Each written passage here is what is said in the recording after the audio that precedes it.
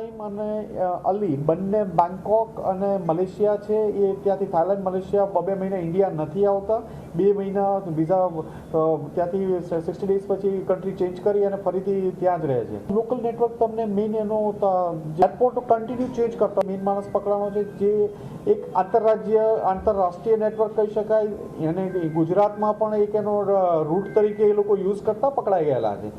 અહીંથી આ મુદ્દામાલ જવાનો હતો તામિલનાડુ પણ આપણી પોલીસની સતર્કતાના કારણે પકડાઈ ગયું છે.